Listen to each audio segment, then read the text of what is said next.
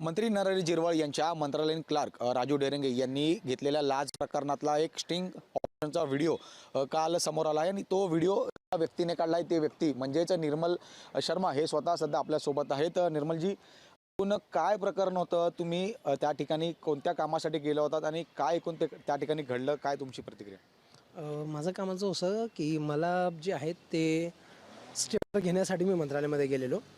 तिथं जाताना मला पहिल्यांदा राजू ढेरेंगे भेटले 7 तारखेला जेव्हा मी गेलेलो त्या टायमाला।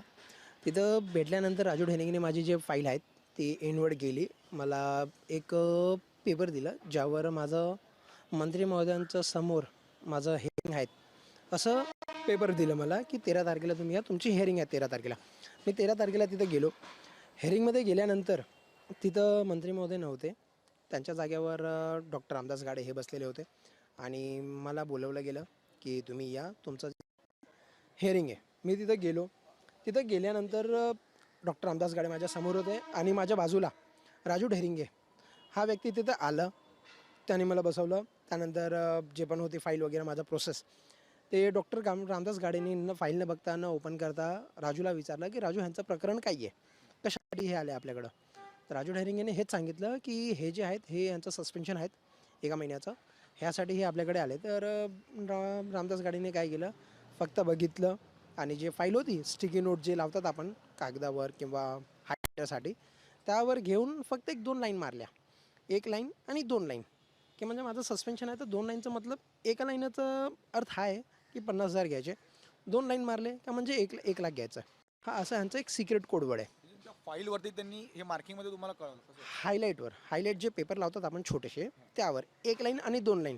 मी तिथं होतो। आणखी लोकांना पण विचारलं, ज्यांच्या पेपरवर 3 लाईन होते त्यांना विचारलं तर ते म्हणते आम्हाला 1.5 लाख सांगितलं। ज्यांच्या पेपरवर 2 होते त्यांना विचारलं, ते म्हणते आम्हाला 1 लाख सांगितलं। त्यामध्ये कॉमन गोष्ट ही कळली की जेवढे पण लोक गेलेले तिथं डॉक्टर रामदास गाडे सगळ्यांच्या फाईलवर 1 लाईन 2 लाईन 3 लाईन हे लाईन मारतात आणि ह्याने कळलं की हा ह्यांचं जे आहेत डॉक्टर रामदास गाडे आणि राजू ढेरिंगे ह्यांचं एक सिक्रेट कोडवर्ड आहेत। हे झाल्यानंतर परत मी 20 तारखेला गेलो, तिथं मंत्री महोदय नव्हते। मी परत दुसऱ्या दिवशी गेलो 21 तारखेला, त्या टायमाला मंत्री महोदय होते। मी प्रयत्न पण केला त्यांच्याशी भेटू, पण मला भेटू दिलं नाही। एक माणूस होता, त्याने मला डॉक्टर रामदास गाडे परत पाठवला की तुम्ही ह्यांच्याशी बोला, हे तुम्हाला जे काही आहे ते करणार। आणि असं होतं की गाडे साहेबांचे आहेत ते प्रकरण पहिल्यापासून माहीत होतं, म्हणून ते मला काय म्हणाले की बाळा तुझी खूप चर्चा झालेली आहे, तुम्ही व्हिडिओमध्ये बघाल तर ते तुम्हाला नीट ऐकू येणार आहे। ते मला बघतानाच हेच म्हणतात की बाळा तुझी खूप चर्चा झालेली आहे, जे काही पण आहेत हे प्रकरण लवकरात लवकर संपव। तुझ्यासाठी माझ्याकडे भरपूर फोन पण आलेले, ह्याचा फोन आला त्याचा फोन आला, म्हणजे जे काही पण लोक आहेत त्यांचा फोन आला। एवढ्यानंतर पण त्यानंतर राजूने सांगितलं जे तुम्ही ऐकणार त्यामध्ये आवाज आहेत 25,000। 25,000चं सांगितलं राजूने की ह्यांची कॅपॅसिटी आहेत किंवा ह्यांचा जे अमाऊंट आहे ते 25,000 आहे। त्यानंतर डॉक्टर रामदास गाडे मला हे म्हणतात की बाबा 25,000 तर तलाठीसुद्धा नाही घेत, आम्ही कसे घेणार।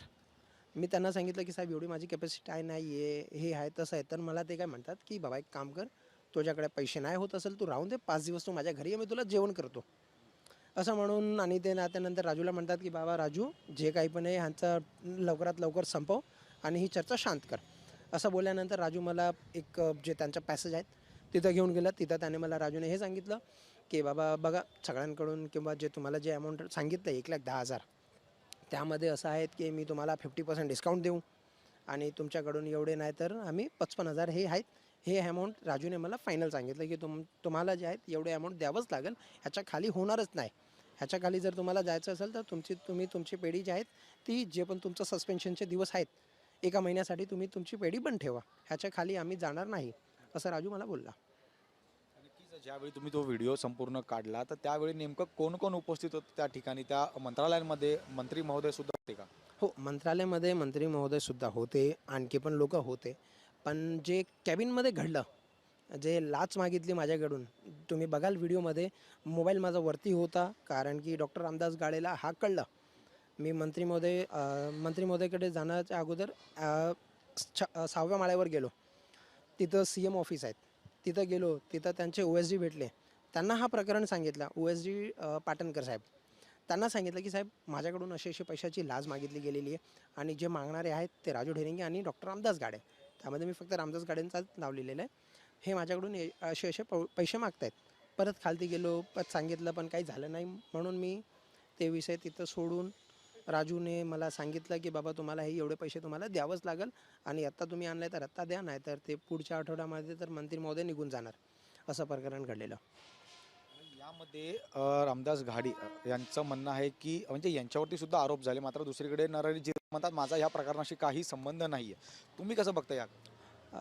बघा, मंत्री महोदयांनी जे सांगितलं आहे की माझा ह्या प्रकरणाशी काहीही संबंध नाही आहे, हे मी पण नाही सांगू शकत की त्यांना ह्या विषयाबाबत काही माहिती आहे का नाही माहिती आहे. पण मंत्री महोदयांनी 2 दिवसा म्हणजे काही एक त्यांच्या प्रेस कॉन्फरन्समध्ये हे सांगितलेलं की राजू ढेरिंगे जे आहेत, तो पैसे स्वतःसाठी घेतो आहे.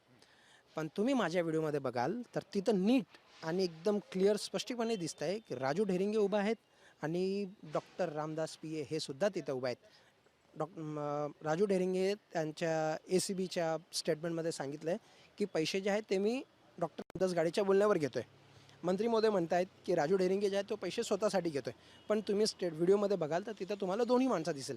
डॉक्टर रामदास गाडे पण दिसेल जे पैशाची मागणी करतायत की तुम्हाला एवढं नाही, जे आमचं रेट आहेत ते तुम्हाला द्यावंच लागेल, नाही असेल तर तुम्ही माझ्या घरी या, तुम्ही जेवण करा 5 दिवस, असं आहे. त्यानंतर मला तिथं बोलून राजू ढेरिंगेने मला हेच सांगितलं की तुमच्यासाठी आम्ही 50% डिस्काउंट देऊन तुम्हाला जे आहेत ते 55,000 तुम्हाला द्यावंच लागेल.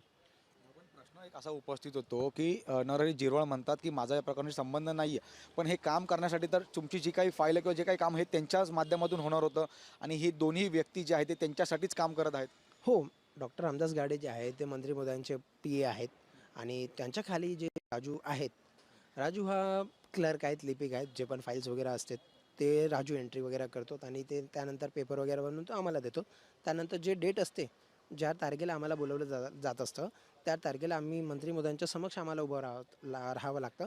पण काही कारणामुळे जर मंत्री महोदय नव्हते तिथं किंवा हे आता आम्हाला पण माहीत नाही की फाईलची हिअरिंग कोण घेणार, कारण की जे आमच्याकडे पेपर असतं त्यामध्ये हेच लिहिलेलं असतं की तुमची जे सुनावणी आहेत ते मंत्री महोदय घेणार. मंत्री महोदय तिथं नव्हते, तर ते आमची जी सुनावणी आहे ते डॉक्टर रामदास गाडेंनी घेतली आणि ती फक्त घेतली नावासाठी. त्यांनी फाईलसुद्धा ओपन नाही केली की आमच्या इथं काय चर्चा आहे, काय विषय आहे, काहीच नाही. त्यांना फक्त आणि फक्त पैसे पाहिजेत की तुम्ही एवढे पैसे द्या आम्हाला, आम्ही तुम्हाला स्टे ऑर्डर देऊ. जसं तुम्ही म्हणताय तुम्ही स्टिंग ऑपरेशन केलं, तिकडे व्हिडिओ समोर काढलात, मात्र त्या ठिकाणी जसं तुम्हाला लाच मागितली अशा अनेक काही लोक होते का जिथे काम करणार म्हणजे कामं घेऊन आलेले आणि त्यांना सुद्धा असंच प्रकरण घडलं त्यांच्यासोबत? जेवढे पण लोक आलेले आहेत प्रत्येकाला हाच आहे, प्रत्येकाने पैसे दिले. तिथं एकच आहेत, पैसे दिल्याशिवाय तुमचं काम होणार नाही. भरपूर लोक आहेत ज्याने दिलेले आहेत. मी पण पहिल्यांदा मी व्हिडिओ काढलेला 21 तारखेला, 21 जानेवारी.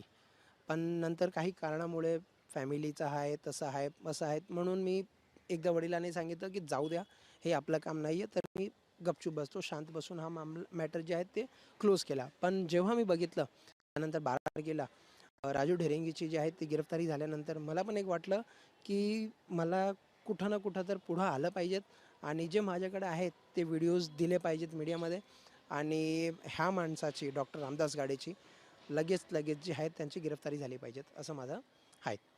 म्हणजे 1 महिन्यापूर्वी 21 तारखेला हा संपूर्ण प्रकरण तुमच्यासोबत घडलं, मात्र इतके दिवस तुम्ही गप्प होता. हो, एवढा दिवस गप्प होतो कारण की वडिलांनी सांगितलेलं की हे आपलं काम नाही आहे. आपण व्यापारी माणूस आहे. आपण सकाळी येणारे, संध्याकाळी जाणारे लोक आहे. हे आणि हे असं करणं आपल्या कामाचं नाही आहे, म्हणून हे मॅटर जे पण आहे त्या प्रकरण आम्ही सोडून दिलेलं. निश्चितच आता काल हा संपूर्ण प्रकरण जे आहे ते बाहेर आलेलं आहे. यानंतर तर तुमच्यासोबत काही कोणी चर्चा केली आहे का? तुम्हाला कोणाच्या या संदर्भात फोन आले आहेत का? नरहरी झिरवळ असेल किंवा त्यांच्या कोणत्या टीममधून किंवा कोणा काय असा काही फोन आले का? काही तुमच्यासोबत बोलणं झालंय का? नाही, आतापर्यंत मला कोणाशाही फोन आला नाही आहे आणि कोणीही मला काही नाही सांगितलं आहे.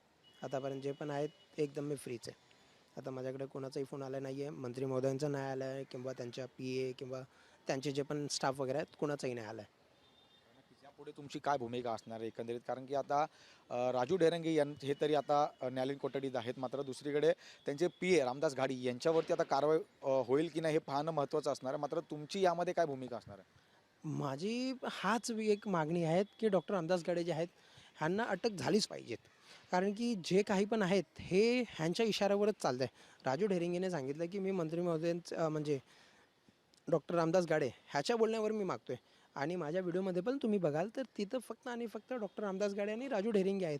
तर एक हा आहे की मंत्री महोदय त्यांनावर विश्वास ठेवून आपल्या पी एवर विश्वास ठेवून एवढं की हा जो करतोय बरोबरच आहेत म्हणून त्यांच्या नावाखाली किंवा मंत्रीच्या लक्षात नसल आणि हे असे प्रकरण चालू आहे तर ह्यावर एक वेळा मंत्री महोदयांनी काय केलं पाहिजेत हे आहेत आणि ह्या डिपार्टमेंटमध्ये ट्रान्सपरन्सी आली पाहिजेत, डिजिटल केलं पाहिजेत, ही एक मागणी आहे.